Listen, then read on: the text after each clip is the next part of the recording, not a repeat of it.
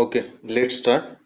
Last लेक्चरला आपण काय बघितलेलं की सिंपल पेंडुलम आणि सॉरी लास्ट लेक्चरला काय बघितलेलं आपण जे व्हर्टिकल सर्क्युलर मोशन आहे किंवा जे हॉरिझॉन्टल सर्क्युलर मोशन आहे यामध्ये काय डिफरन्स आहे बघितलेलं. हॉरिझॉन्टल सर्क्युलर मोशन मध्ये जो तुमचा बॉब असतोय जो स्ट्रिंगला अटॅच केलेला तो हॉरिझॉन्टल सर्कल काय करत असतोय ट्रेस करत असतोय आणि जी ही थ्रेड आहे किंवा जी ही स्ट्रिंग आहे दोरी जी आहे ती जी जो कोनचा आकार आहे तो काय करत असते ट्रेस करत असते. हे लास्ट लेक्चरला बघितलेलं आपण. आणि ह्याचा जो पिरियड आहे ह्या पिरियड साठी आपण काय केलं तर डेरिव्हेट केलं म्हणजे सिम जसा सिंपल पेंडुलम असतोय तसाच हा काय कोनिकल पेंडुलम आहे. म्हणजे कोनिकल पेंडुलम मध्ये जो तुमचा बॉब आहे हा हॉरिझॉन्टल सर्कल काय करायला लागलाय ट्रेस करायला लागलाय आणि त्यासाठी आपण जो ह्याचा पिरियड आहे ह्याचा रिव्हॉल्युशनचा त्यासाठी आपण काय केलं तर डेरिव्हेट केलं लास्ट लेक्चरला. ह्या लेक्चर मध्ये आपण आज कंटिन्यू करणार आहे ते व्हर्टिकल सर्क्युलर मोशन किंवा व्हर्टिकल सर्क्युलर मोशन आपल्याला कुठं बघायला मिळते. तर व्हर्टिकल सर्क्युलर मोशन जसं इथं ह्या डायग्राम मध्ये दिसायला लागले की एक व्यक्ती एक पर्सन काय करायला लागलाय की एक दोरीला त्याच्या एक वस्तू अटॅच केल्या त्यानं एक ऑब्जेक्ट अटॅच केले आणि तो व्हर्टिकल सर्कल मध्ये काय करायला लागलाय रोटेट करायला लागलाय. किंवा इथं तुमचं जे व्हील आहे रोलर कोस्टर असू दे किंवा जे आपण ह्याच्यामध्ये बघतोय सर्कस वगैरे ह्याच्यामध्ये बघतोय रोलर कोस्टर असते किंवा हे असं जे झोपाळा म्हणतोय आपण ते असते. तर बकेट स्विंगिंग इन एअर वगैरे किंवा जे विहिरीवर जुन्या पाण्याच्या मोट वगैरे असतात त्या काय असतात कशाचं एक्झाम्पल आहे व्हर्टिकल सर्क्युलर मोशनचं एक्झाम्पल आहे. तर त्याच्यासाठी आपण काय करणार आहे आज डेरिव्हेट करणार आहे व्हिलॉसिटीज वगैरे या गोष्टी आज आपण बघणार आहे. त्यामध्ये काय बघा आता जसं सांगितलं व्हर्टिकल सर्क्युलर मोशन म्हणजे हे जे दोन मोशन आहेत व्हर्टिकल सर्क्युलर मोशन आणि जे हॉरिझॉन्टल सर्क्युलर मोशन आहे तुमचं ते एकमेकांना काय असणार आहे परपेंडिक्युलर असणार आहे. जसं आता शब्दशःच अर्थ घ्यायचा झाला तर ते एकमेकाला काय परपेंडिक्युलर आहे. कारण का जे हॉरिझॉन्टल सर्क्युलर मोशन आहे ते तुमचं काय आहे ग्राउंडला पॅरलल असणार आहे आणि जे व्हर्टिकल सर्क्युलर मोशन आहे ते तुमचं काय आहे ग्राउंडला परपेंडिक्युलर असणार आहे. जसं इथं एक दोन कन्सेप्ट सांगितल्यात. एक आहे ते तुमचं काल जसं सांगितलं तसं मी एक आहे तुमचं ते कंट्रोल्ड व्हर्टिकल सर्क्युलर मोशन आणि दुसरं आहे ती gravity controlled vertical circular motion. की हे जे रोलर कोस्टर वगैरे आहे किंवा जायंट व्हील वगैरे जे आहे हे कंट्रोल्ड सर्क्युलर मोशनचं एक्झाम्पल आहे. कारण इथं प्रत्येक पॉइंटला जी स्पीड आहे जी व्हेलॉसिटी आहे ही तुमची काय असते कॉन्स्टंट असते. प्रत्येक पॉइंटला जी अँग्युलर व्हेलॉसिटी असू दे किंवा लिनियर व्हेलॉसिटी असू दे ही प्रत्येक पॉइंटला काय असते कॉन्स्टंट असते. पण सपोज समजा इथं तुम्ही एक दोरीनं काय करायला लागलाय एक ऑब्जेक्ट काय करायला लागलाय रोटेट करायला लागलाय तर हे ऑब्जेक्ट इथून इथं जाऊपर्यंत हे ऍटम तुम्हाला इथून इथं जाऊपर्यंत काय लावायला लागणार आहे त्याला फोर्स लावायला लागणार आहे. पण इथून ते खाली येत असताना जेव्हा ह्याचा अँटी क्लॉकवाईज डिरेक्शन तो फॉलो करायला लागलाय इथून जेव्हा तो खाली येणार आहे तेव्हा तो ह्याच्या कशामुळे खाली येणार आहे एक तर त्याचं वेट आणि इकडचं जे मोशन आहे त्याच्यामुळे तो खाली येणार आहे. मग इथून इथं जात असताना म्हणजे हे हाफ सर्कल ट्रेस करत असताना त्याच्या कायनेटिक एनर्जीचं कन्व्हर्जन कशामध्ये होते पोटेन्शियल एनर्जी मध्ये होते. आणि ह्या पॉईंट पासून ह्या पॉईंट पर्यंत येत असताना त्याच्या पोटेन्शियल एनर्जीचं कन्व्हर्जन कशामध्ये होते कायनेटिक एनर्जी मध्ये होते. म्हणजे जर इथं प्रत्येक पॉइंटला एनर्जी विचारली म्हणजे इथला ए पॉइंट कन्सिडर केला इथं बी पॉइंट कन्सिडर केला इथं सी पॉइंट कन्सिडर केला किंवा इथं डी केला प्रत्येक पॉइंटला ह्या व्हर्टिकल सर्क्युलर मोशन मध्ये जर एनर्जी विचारली तर प्रत्येक पॉइंटला एनर्जी जी असणार आहे ती कॉन्स्टंट असणार आहे. Because there is a conversion of energy into one form to another. इथं एनर्जीचं काय व्हायला लागलंय कन्व्हर्जन व्हायला लागलंय.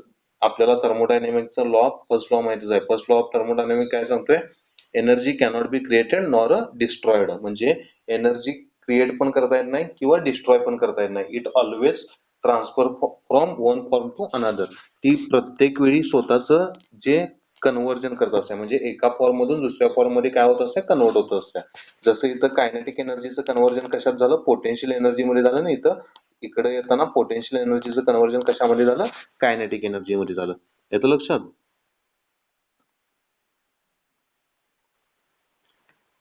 तर नेक्स्ट लक्षात आता हे सर्क्युलर मोशन आहे इथं दोन डायरेक्शन एक डायरेक्शन दाखवल्या तुम्हाला त्या मोशनची कोणती डायरेक्शन दाखवल्या काउंटर क्लॉकवाईज डायरेक्शन दाखवल्या किंवा क्लॉकवाईज डायरेक्शन दाखवल्या असं म्हणू शकतो आपण. म्हणजे इथं जी डायरेक्शन दाखवल्या तुम्हाला ह्या डायरेक्शन मध्ये जो व्हर्टिकल सर्क्युलर मोशन आहे तुमचं अँटी क्लॉकवाईज किंवा क्लॉकवाईज डायरेक्शन काय करायला लागले ऑर्बिट करायला लागले. जसं की मी पहिला पण सांगितले की तुमचं सर्क्युलर मोशन असेल किंवा रोटेशनल मोशन असेल एक तर ऑब्जेक्ट तुमचं अँटी क्लॉकवाईज किंवा काउंटर क्लॉकवाईज फॉलो करते मोशन आणि किंवा दुसरी डायरेक्शन त्याला कुठली असते क्लॉकवाईज असते, दुसरी कुठली असते अशी क्लॉकवाईज असते. आणि जर लिनियर मोशन कन्सिडर केलं म्हणजे लिनियर मोशन म्हणजे स्ट्रेट मोशन जर कन्सिडर केलं तर लिनियर मोशनला किती डायरेक्शन असतात इनफायनाइट डायरेक्शन असतात किंवा असू शकतात. म्हणजे एका बिंदूतून एका पॉइंट मधून जशा इनफायनाइट लाईन ड्रॉ करता येतात तशा एका डायरेक्शनला त्या पॉइंटला आपल्याला किती डायरेक्शनला नेता येते इनफायनाइट डायरेक्शनला नेता येते. त्यामुळं तिथं इनफायनाइट डायरेक्शन आपल्याला काय होतात मिळतात. तर इथं कन्सिडर करा there are two cases first where mass is tied sorry first where mass is tied a string and second where mass is tied to the rod. आता इथं दोन केस आपल्याला स्टडी करायचे आहेत. एक तर तुमचं रॉडला मास टाय केले आणि दुसरा आहे ते दोरीला टाय केले म्हणजे दोरीला बांधले. आता दोन्हीत काय फरक आहे रे? दोरीला बांधला आणि रॉडला बांधलं ह्यामध्ये काय फरक आहे? तर दोरीला बांधल्यामुळे काय होणार आहे, जर तुमची स्पीड कमी झाली तर वरच्या साईडला इथं काय होऊ शकतोय स्लॅक येऊ शकतोय, दोरीमध्ये काय येऊ शकतोय स्लॅक येऊ शकतोय, ते वस्तू इथंच अशी खाली काय होऊ शकते ड्रॉप आउट होऊ शकते. पण रॉडला बांधली असल्यामुळे तुमचं सर्क्युलर मोशन काय राहते, स्पीड जरी कमी झाली तरी रॉड मध्ये स्लॅक येणार आहे का? नाही येणार, पण तो दोरीमध्ये तो स्लॅक येऊ शकतोय, इंट्रोड्यूस होऊ शकतोय. तर लक्ष द्या व्यवस्थित. इथं फोर्सेस कसे रिझॉल्व्ह केल्यात बघा जरा. इथं हे ते तुमचं सेंटर.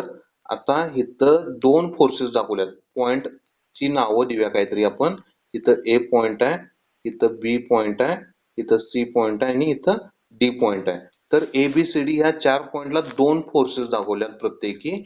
इथं पहिला जो फोर्स आहे तो टेन्शन म्हणजे सगळीकडे टेन्शन दाखवले, टेन्शनचाच फोर्स आहे सगळीकडे सेंटरकडे असणारा. प्रत्येक ठिकाणी म्हणजे ए असू दे किंवा बी असू दे प्रत्येक ठिकाणी कोणताही पॉइंट घ्या, जो टेन्शन आहे तुमचा टेन्शनचा फोर्स हा टुवर्ड्स द सेंटर आहे. टेन्शन म्हणजेच त्या दोरीवर असणारा फोर्स. हा जो सेंट्रिपेटल फोर्स आहे दोरीवर असणारा त्यालाच काय म्हणले टेन्शन म्हणले.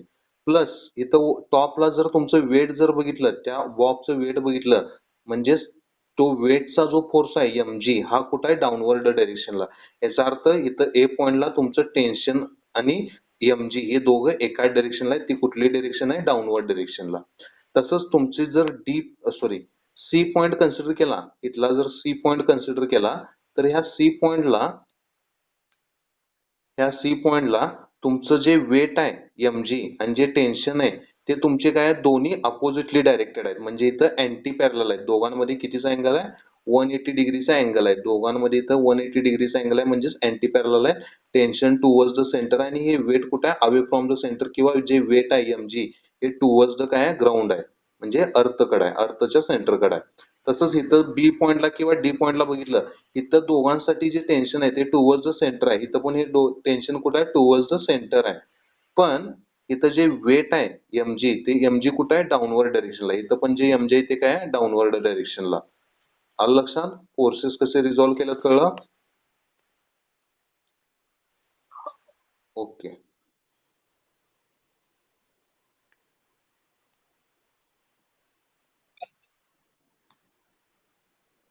माईक कोण ऑन करू नका, म्यूट करा, विचारल्यावरच मी ऑन करा. ओके, लक्ष आहे का? तेच डायग्राम आहे, तीच फिगर आहे. पॉइंटला नावं दिल्यात फक्त. इथं तीच फिगर आहे मगाची. इथं पॉइंटचं नाव काय आहे तुमचं ए, इथं इथं बी, इथं सी आणि इथं डी. जसं मगाशी फोर्सेस सांगितले तसे. इथं टेन्शन टी ए कुठं आहे towards the centre, weight M G कुठं आहे टुवर्ड्स द सेंटर. इथं डी ला एम जी कुठं आहे टुवर्ड्स द ग्राउंड आणि इथं टेन्शन कुठं आहे टुवर्ड्स द सेंटर. इथं सेंटर टी सी पॉइंटला टी सी जे टेन्शन आहे ते टुवर्ड्स द सेंटर आहे आणि वेट कुठं आहे टुवर्ड्स द ग्राउंड. म्हणजेच टी बी पॉइंटला पण बी पॉइंटला पण सेम तसंच टेन्शन टुवर्ड्स द सेंटर आहे, M G towards the earth किंवा टुवर्ड्स द ग्राउंड. म्हणजे इथं टेन्शन आणि एम जी काय आहेत अपोजिटली डायरेक्टेड आहेत किंवा इथं बी पॉइंटला ते दोघं 180 डिग्री अँगल असल्यामुळे त्याला काय म्हणू शकतोय आपण अँटी पॅरलल आहेत असं म्हणू शकतोय. आणि इथं ए पॉइंटला दोन्ही काय आहेत 0 डिग्री अँगल आहे त्यांच्यामध्ये किंवा 360 किंवा 360 डिग्री अँगल आहे. म्हणजेच दोघं काय आहेत ते पॅरलल आहेत, दोघं एका डायरेक्शनला आहेत. हा प्लस इथं जर बघितलं सी आणि डी पॉइंटला तर दोघांमध्ये जो अँगल आहे तो काय आहे 90 डिग्री. दोघं एकमेकांना काय आहेत परपेंडिक्युलर. आता बाकीचे जे दोन पॉइंट घेतल्यात म्हणजे एक पॉइंट तुमचा घेतलाय आणि एक पॉइंट घेतलाय म्हणजे इथं जर फोर्स असेल तर तुमचा टेन्शनचा कंपोनंट कुठं राहणार आहे, टुवर्ड्स द सेंटरच राहणार आहे. पण तुमचा एमजीचा कंपोनंट हा स्ट्रेट अवे असणार आहे, ग्राउंडकडे स्ट्रेट असणार आहे. मग त्या एमजीच्या कंपोनंटला आपण दोन ह्याच्यामध्ये एमजीची जी ही वेक्टर आहे त्याला आपण दोन ह्याच्यामध्ये कंपोनंट मध्ये फाइंड आउट केले. हा अल्फा हा काय झाला, अँगल झाला. मग हा अल्फा अँगल ज्या एक्स ऍक्सिसला ऍडजस्टंट असतोय तो कोणता झाला, तुमचा हॉरिझॉन्टल कंपोनंट. एक लक्षात ठेवायचं कधी पण, जो तुमचा थिटा म्हणजे फॉर एक्झाम्पल इथं हा जो थिटा असतोय तुमचा, हा ही रेडियस किंवा रिझल्टंट, आणि हा एक्स आणि हा वाय. एक फक्त लक्षात ठेवायचं, हा जो थिटा तुमचा ज्या ऍक्सिसला असतोय तो ऍक्सिस काय म्हणायचा, हॉरिझॉन्टल कंपोनंट म्हणायचा किंवा एक्स म्हणायचा. आणि इथं राहिलेला दुसरा जो कंपोनंट आहे त्याला काय म्हणायचं, वाय म्हणायचं किंवा व्हर्टिकल कंपोनंट म्हणायचं. आता कायम एक लक्षात ठेवायचं की जो हॉरिझॉन्टल कंपोनंट आहे किंवा तुमचा जो एक्स कंपोनंट आहे हा कायम काय होतोय, कॉस थिटा होतोय. आणि जो व्हर्टिकल कंपोनंट आहे हा कायम काय होतोय, तुमचा साइन थिटा होतोय. जसं इथं हॉरिझॉन्टल कंपोनंट काय झाला, एमजी कॉस थिटा. इथं रिझल्टंट काय आहे तुमची एमजी, अँगल काय आहे अल्फा. इथं म्हणजे एमजी चा जो हॉरिझॉन्टल कंपोनंट आहे हा काय झाला, एमजी कॉस अल्फा. आणि हा व्हर्टिकल कंपोनंट काय झाला, एमजी साइन अल्फा. येतं लक्षात. तसंच इकडचा जो पॉइंट आहे तसंच इथं इकडचा ज्या पॉइंटला आहे तिथं तसंच इथं दिले. इथं जो अँगल आहे तो कोणता आहे, थिटा अँगल आहे. हा एमजी हे डाऊनवर्ड डायरेक्शनला आहे. हा थिटा ज्या ऍक्सिसला ऍडजस्टंट आहे तो हॉरिझॉन्टल ऍक्सिस झाला किंवा एक्स ऍक्सिस झाला. म्हणजे तो कंपोनंट कोणता झाला तुमचा, एमजी कॉस थिटा झाला. आणि हा दुसरा जो कंपोनंट आहे तो तुमचा कोणता झाला, एमजी साइन थिटा झाला. येतं लक्षात. येतं लक्षात फोर्सेस रिझॉल्व्ह केलेले. ओके. तर नेक्स्ट लक्ष द्या. आता जर मला हे जर मोशन सपोज हे एक ऑब्जेक्ट आहे तुमचा त्या स्ट्रिंगला किंवा थ्रेडला अटॅच केलाय किंवा रॉडला अटॅच केलाय आणि तुमचं हे मोशन काय करायला लागलाय, परफॉर्म करायला लागलाय व्हर्टिकल सर्क्युलर मोशन. मग समजा तो पॉइंट ए ला येतोय, अप्पर मोस्ट पोझिशनला येतोय किंवा लोअर मोस्ट पोझिशनला येतोय किंवा मिड पोझिशनला येतोय, सी आणि डी ला येतोय, हॉरिझॉन्टल पोझिशनला येतोय. तर जेव्हा तो ए ला येतोय तेव्हा तिथं तुमचा जो सेंट्रिपेटल फोर्स आहे हा कुठं असणार आहे, टुवर्ड्स द सेंटर. एक माहिती आपल्याला की सेंट्रिपेटल फोर्स हा काय असतोय, टुवर्ड्स द सेंटर असतोय. सेंट्रिफ्युगल फोर्स हा काय असतोय, अवे फ्रॉम द सेंटर असतोय. मग सेंट्रिपेटल फोर्स आपण कसा देतोय, तो M V square divided by R देतोय किंवा एम ओमेगा स्क्वेअर आर देतोय. हे सेंट्रिपेटल फोर्सचं डेरिव्हेशन आपण बघितले आधीच्या लेक्चरला. तसंच इथं हा सेंट्रिपेटल फोर्स मग कोणाच्या इक्वल असणार आहे. आता हे दोन फोर्सेस एकाच डायरेक्शनला आहेत, दोन्ही म्हणजे ज्या दोन फोर्सेसची वेक्टर आहे ही एका डायरेक्शनला आहे, दोघं पॅरलल आहेत, दोघांच्या मध्ये 0 डिग्री किंवा 360 डिग्रीचा अँगल आहे. याचा अर्थ दोघांची काय होणार आहे, ऍडिशन.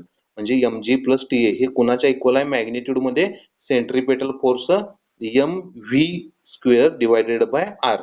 फक्त आता व्ही इथं काय चेंज झालाय, व्ही ए चेंज झालाय, कारण ए पॉइंटला असणारी व्हेलॉसिटी काय आहे तुमची, व्ही ए. इथं प्रत्येक पॉइंटला तुमची एनर्जी जरी कॉन्स्टंट असली तरी प्रत्येक पॉइंटला व्हेलॉसिटी ही तुमची काय असणार आहे, वेगवेगळी असणार आहे. बघूया किती असणार आहे ती नेक्स्ट बघूया डेरिव्हेशन मध्ये. सिमिलर ह्या डायग्राम मध्ये जर बघितलं, point be lower most orbit साठी तुमचा बी कुठं आहे, पॉइंट तुमचा ह्या येत आहे. तर पॉइंट बी ला जे वेट आहे ते तुमचं एमजी खालच्या डायरेक्शनला आहे आणि जे टेन्शन आहे ते टुवर्ड्स द सेंटर आहे, म्हणजेच सेंट्रिपेटल फोर्सच्या डायरेक्शनला आहे. मग सेंट्रिपेटल फोर्स हा ची जी मॅग्निट्यूड आहे एम व्ही स्क्वेअर बी आर ही कुणाच्या इक्वल झाली, ही टीबीच्या इक्वल तर आहेच. पण तुमचा एमजी हा अपोजिटली डायरेक्टेड असल्यामुळे तो टीबी मानलो काय झाला, मायनस झाला. TB minus MG is equal to M V square B divided by R. कारण का हे मायनस साइन इथं कशासाठी आले, इथं प्लस आले कारण हे दोघं टेन्शन आणि जे वेट आहे ते दोघं एका डायरेक्शनला आहे. इथं हे मायनस आले कारण का इथं टेन्शन सेंटरकडे असलं तर इथं जे एमजे आहे ते काय आहे, अपोजिटली डायरेक्टेड आहे. येतं लक्षात. येतं लक्षात. आणि जर इथं तिसऱ्या पॉइंटला जर सी आणि डी पॉइंटला बघितलं, दोन्ही केसेस मध्ये जे टेन्शन आणि वेट आहे तुमचं ह्यामध्ये अँगल 90 डिग्री आहे, म्हणजे दोन्ही ते काय आहेत, एकमेकांना परपेंडिक्युलर आहेत. म्हणजे T C is equal to T D. Tension हे तुमचं कोणाच्या इक्वल आहे, सी टी सी हे कोणाच्या इक्वल आहे, डी च्या इक्वल आहे, सेंट्रिपेटल फोर्स. लक्षात. T C is equal to T D. म्हणजे इथं डायरेक्टली मी काय देऊ शकतो, tension T C is equal to M V square divided by R. आता एम व्ही स्क्वेअरच्या जागी काय झालं तिथे, M V C square. M V स्क्वेअरच्या तिथं काय झालं एम व्ही सी स्क्वेअर. हे लक्षात आलं. याच्यावरच पुढे डेरिव्हेशन बघायचं आहे. तर लक्ष आपलं डेरिव्हेशन बघा आता. पॉइंट ए हा व्हर्टिकल सर्क्युलर मोशन मध्ये काय आहे तुमचा अप्पर मोस्ट पॉइंट आहे. हा व्हर्टिकल सर्क्युलर मोशन मध्ये अप्पर मोस्ट पॉइंट आहे आणि ह्या पॉइंटला तुम्हाला व्हेलॉसिटी काय करायची आहे कॅल्क्युलेट करायची आहे. तर VA is the speed of particle at A. R म्हणजे काय रेडियस ऑफ द सर्कल किंवा लेंथ ऑफ द स्ट्रिंग असं जरी म्हणलं तरी चालेल, कारण ही स्ट्रिंग घेतली आपण त्याला तो बॉब अटॅच केलाय. आणि रिझल्टंट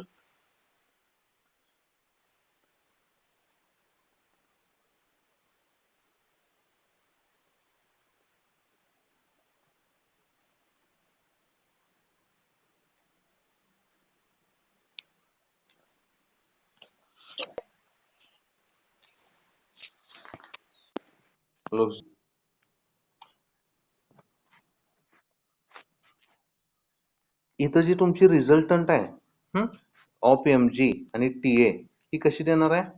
एम जी आणि टी ची रिझल्टंट मगाशी जसा फोर्स रिझॉल्व्ह केला तसा एम जी प्लस हे कुणाच्या इक्वल आहे सेंट्रिपेटल फोर्सच्या इक्वल आहे M V square divide by आरच्या. कारण का टेन्शन आणि वेट दोन्ही काय एका डायरेक्शनला आहेत. टेन्शन आणि वेट हे दोन्ही एका डायरेक्शनला आहेत. मग ह्या पॉइंटला तुमची जी व्हेलॉसिटी ही काय असणार आहे मिनिमम असणार आहे. ह्या पॉइंटला तुमची जी व्हेलॉसिटी असणार आहे ती काय असणार आहे मिनिमम असणार आहे. ती व्हेलॉसिटी कशी कॅल्क्युलेट करणार आहे इथं बघा लक्ष द्या. जेव्हा तुमचं ए पॉइंट पोझिशनला येतोय तेव्हा तुमचं दोरीवरचं टेन्शन हे काय होते मिनिमम होते किंवा झिरो होते. म्हणजे दोरीवर ए पोझिशनला जेव्हा तुमचं ऑब्जेक्ट येतंय तेव्हा तुमचं दोरीवरचं टेन्शन हे काय होते मिनिमम होते किंवा कमी होते किंवा झिरो होते असं म्हणलं तरी चालेल. Therefore T A is equal to काय झिरो. जर टी ए झिरो झाला तर M G is equal to काय झालं M V square divided by R झालं. दोन्हीकडे एम एम काय झालं कॅन्सल झालं म्हणजे जी इज इक्वल टू काय झालं V square divided by R. That is हे इक्वेशन जर व्ही साठी सॉल्व्ह केलं व्ही आर इथं डिवाइड आहे इकडं गेल्यावर काय झालं मल्टिप्लाय झालं आणि दोन्हीकडे स्क्वेअर रूट घेतलं तर काय झालं V is equal to under root R G. V is equal to काय झालं अंडर रूट आर जी. आलं लक्षात आहे. आलं लक्षात आहे इक्वेशन. तसंच नेक्स्ट बॉटमला जर असेल जर तुमचं ऑब्जेक्ट जर बॉटमला असेल तर तुमची व्हेलॉसिटी ही काय असत्या मॅक्झिमम असत्या. व्हेलॉसिटी ही काय असत्या मॅक्झिमम असत्या. मग त्या केसमध्ये आपलं जर बी लोअर मोस्ट पॉइंट साठी जर व्हेलॉसिटी द्यायची असेल तर तुमचं लोअर मोस्ट पॉइंटला तुमचं इक्वेशन काय आले T B minus M G is equal to M V B square divided by R हे इक्वेशन आले. आणि व्ही बी हे काय speed of the particle at B. V B हे काय speed of the particle at B. मग त्यामध्ये जेव्हा तुमचं ऑब्जेक्ट ए पोझिशन पासून बी पोझिशनला येत असते तेव्हा ए हा तुमचा टॉप मोस्ट पॉइंट आहे आणि बी हा तुमचा काय लोअर मोस्ट पॉइंट आहे. म्हणजे जेव्हा ऑब्जेक्ट तुमचं ए पोझिशन पासून बी पोझिशनला जेव्हा येत असते तेव्हा त्याची स्पीड ही काय होते त्या इन्क्रीज होते जात्या. स्पीड ही काय होत जात्या इन्क्रीज होत जात्या. आणि त्या केसमध्ये तुमची जी कायनेटिक एनर्जी आहे हे जर म्हणजे त्या केसमध्ये तुमची जी पोटेन्शियल एनर्जी आहे पोटेन्शियल एनर्जीचं जे कन्व्हर्जन आहे हे कशामध्ये होत जाते कायनेटिक एनर्जी मध्ये कन्व्हर्जन होत जाते. म्हणजेच इथं एक स्टेटमेंट त्यांनी डिफाईन केले बघा. डिक्रीज इन पोटेन्शियल एनर्जी हे कुणाच्या इक्वल असते इन्क्रीज इन कायनेटिक एनर्जी. इथं कायनेटिक एनर्जी मध्ये काय होत जातोय इन्क्रीज होत जातोय आणि पोटेन्शियल एनर्जी मध्ये काय होत जाते डिक्रीज होत जाते. कारण पोटेन्शियल एनर्जी ही काय असत्या एम जी एच असत्या आणि कायनेटिक एनर्जी काय असत्या हाफ एम व्ही स्क्वेअर. जसं ऑब्जेक्ट ए पासून बी कडे येत जाते तसं त्याची हाईट काय होत जात्या कमी होत जात्या आणि हाईट कमी झाल्यामुळे पोटेन्शियल एनर्जी काय होत जात्या डिक्रीज होत जात्या आणि इथं व्हेलॉसिटी कायनेटिक एनर्जी काय होत जात्या इन्क्रीज होत जात्या. येतं लक्षात. म्हणजे ते स्टेटमेंट तुम्ही कसं देणार आहे हे स्टेटमेंट आता कसं रिप्रेझेंट करणार डिक्रीज इन पोटेन्शियल एनर्जी हे कुणाच्या इक्वल आहे इन्क्रीज इन कायनेटिक एनर्जी. आता जे डिक्रीज इन इथं बघा पोटेन्शियल एनर्जी मध्ये किती डिक्रीज झाला एम जी एच असा डिक्रीज झाला असं समजा. तर इथं एच म्हणजे काय आहे डिस्प्लेसमेंट ऑफ द पार्टिकल. मग ए पोझिशन पासून बी पोझिशन पर्यंत पार्टिकलची डिस्प्लेसमेंट किती झाल्या डिस्प्लेसमेंट म्हणजे minimum distance between final and initial position. मग इथं मिनिमम डिस्टन्स किती आहे फायनल आणि इनिशियल पोझिशन मधलं 2r किंवा डायमीटर d, 2r किंवा डायमीटर d. मग ते एचच्या जागी काय घेतलं आपण 2r घेतलं, म्हणजेच देअरफॉर इक्वेशन काय झालं तुमचं mg2r is equal to half kinetic energy change दाखवायचा. आता चेंज म्हणजे final minus initial. Final kinetic energy काय असते हाफ mv². तर फायनल लोकेशन कुठं आहे बी ला आहे. फायनल लोकेशन इथं कुठं आहे बी ला. मग तुमची व्हेलॉसिटी काय असणार आहे व्हीबी असणार आहे आणि इनिशियल व्हेलॉसिटी काय आहे तुमची व्ही आहे. म्हणजे तुमचं चेंज काय झाला half M V B square minus half M V A square झाला. आलं लक्षात आहे. दोन्हीकडं इथं एम आणि एम काय केलं कॉमन घेतलं, हाफ आणि हाफ काय केलं कॉमन घेतलं. तर इथं काय राहिलं व्हीबी स्क्वेअर मायनस इथं काय झालं राईट हँड साईडला काय राहिलं VB square minus V A square राहिलं. इथं 2 कॉमन आले, हे डिनॉमिनेटरचं 2 इकडं मल्टिप्लाय झालं तर काय झालं 4 झालं आणि इथं एम कॉमन आलं आणि एम आणि इकडचं एम काय झालं कॅन्सल झालं. म्हणजे लेफ्ट साईडला काय राहिलं तुमचं 4rg राहिलं आणि इकडच्या साईडला काय राहिलं तुमचं VB square minus V A square. बघा परत एकदा सांगतो मी हे. तर हाफ एम दोन्हीकडं कॉमन घेतलं, एम ला एम कॅन्सल झालं, हे 2 डिवाइड मध्ये इकडे मल्टिप्लाय झालं 2 इंटू 2 काय झालं 4rg झालं. म्हणजे तुमचं ओव्हरऑल इक्वेशन काय झालं VB square minus V A square is equal to 4rg.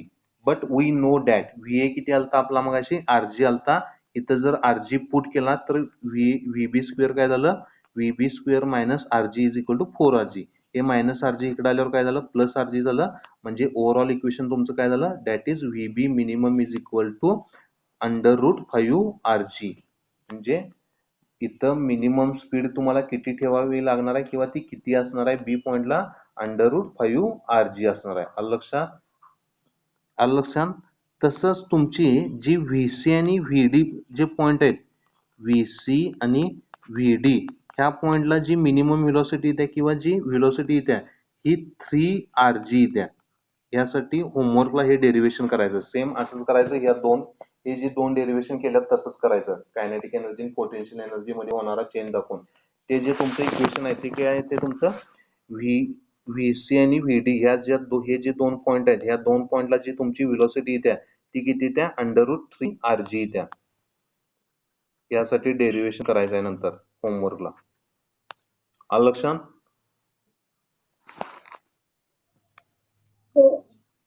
Okay.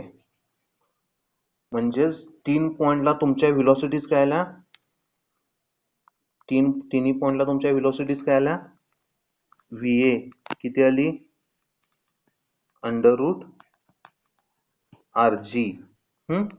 VC is equal to V D किती आली √3rg. आणि व्हीबी बॉटमला किती आली √5rg. आता ह्यावरून लक्षात येते की मॅक्झिमम व्हेलॉसिटी ही कुठं असत्या बॉटमला असत्या, मिनिमम व्हेलॉसिटी ही कुठं असत्या टॉपला असत्या आणि जी मॉडरेट आहे किंवा मीडियम व्हेलॉसिटी ही कुठं असत्या तुमची मिडल पोर्शनला असत्या म्हणजे सी आणि डी पॉइंटला असत्या. आलं लक्षात. म्हणजे व्हर्टिकल सर्क्युलर मोशन मध्ये प्रत्येक पॉइंटला व्हेलॉसिटी काय येत्या डिफरंट येत्या. जर अंडर ग्रॅव्हिटी कंट्रोल्ड मोशन असेल तर कंट्रोल्ड व्हर्टिकल सर्क्युलर मोशन मध्ये प्रत्येक पॉइंटला व्हेलॉसिटी काय असत्या तेवढीच असत्या. हे मोशन अंडर ग्रॅव्हिटी कंट्रोल्ड असेल तर प्रत्येक पॉइंटला व्हेलॉसिटी काय होत्या कमी जास्त येत्या किंवा वेगवेगळी येत्या. इथं ए पॉइंटला ती काय असत्या मिनिमम असत्या, बी पॉइंटला मॅक्झिमम असत्या आणि या सी आणि डी पॉइंटला ती काय असत्या मॉडरेट असत्या किंवा मीडियम असत्या.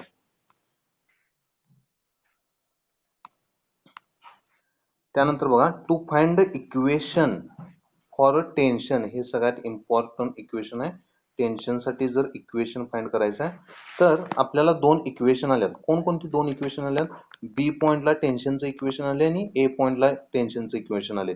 तर काय करायचं जे तुमचं ए पॉइंटला जे इक्वेशन आले हे जे ए पॉइंटला तुमचं जे इक्वेशन आले किंवा हे जे बी पॉइंटला जे इक्वेशन आले ते तुमचं एकमेकांमधून काय करायचं सबट्रॅक्ट करायचं. म्हणजे काय केले बघा इथं on subtracting mg plus TA mg plus TA from TB minus mg. जे mg प्लस TA हे इक्वेशन कुणामधून सबट्रॅक्ट केले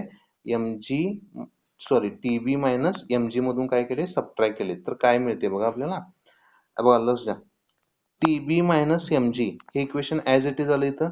टीबी मायनस एम जी हे मायनस साईन आहे, जरा व्यवस्थित लक्ष द्या.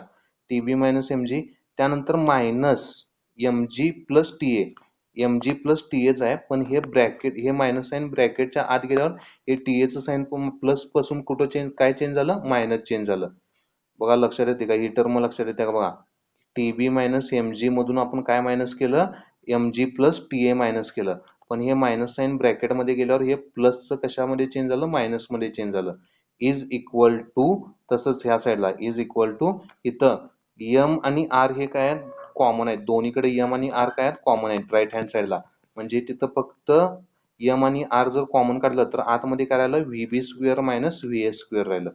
आतमध्ये काय राहिलं, V B square minus V A square राहिलं. येतं लक्षात, येतं लक्षात. त्यानंतर हे मायनस एम जी आणि हे minus M G, minus minus plus, plus sorry minus minus plus, minus two M G झालं. इतर राईट सॉरी लेफ्ट हँड साईडला काय राहिलं, इथे T B minus T A राहिलं, minus two M G is equal to ह्या इकडं M, इथं काय झालं, व्ही बी स्क्वेअर आणि व्ही ए स्क्वेअरच्या काय केल्या, व्हॅल्यू पुट केल्या. व्ही बी स्क्वेअर किती आलता, अंडर रूट 5 RG, पण त्याचं व्ही बी स्क्वेअर केलं तर काय झालं, 5 RG झालं. आणि व्ही ए स्क्वेअर काय येतोय, RG येतोय. 5 RG minus RG, 5 RG minus RG किती झालं, आत्ता तर आलतं इक्वेशन. व्ही बी स्क्वेअर किती आलता, 5 RG, आणि व्ही ए स्क्वेअर किती आलता, RG. 5 RG मायनस RG किती झालं, 4 RG. ते 4 RG इथं काय राहिलं, पुट केलं. म्हणजे इथं काय राहिलं, राईट हँड साईडला M in bracket 4 RG divided by R. आलं लक्षात. त्यानंतर बघा, हे TB minus T A left hand साईडला तसंच राहिलं. हे मायनस एम जी इकडे आल्यावर काय झालं, प्लस एम जी झालं. म्हणजे इथं काय राहिलं, लेफ्ट हँड साईडला 2mg प्लस 2mg, इथं काय राहिलं बघा, 2mg प्लस, इथं हे बघा, हे मायनस एम जी ह्या साईडला आल्यावर काय झालं, प्लस झालं, प्लस 2mg. या आर ला एक आर कॅन्सल झालं, इथं काय राहिलं मग 4mg राहिलं. 4mg आणि 2mg किती झालं, 6mg झालं. म्हणजे टीबी मायनस टी ए किती आला, 6mg आला. टीबी मायनस म्हणजे दोन्ही टेन्शन मधलं जे डिफरन्स आहे, दोन्ही टेन्शन मधला जो फरक आहे तो किती आला तुमचा, 6mg आला. दोन्ही टेन्शन मधला जो डिफरन्स आहे तो किती आला तुमचा, 6mg आला.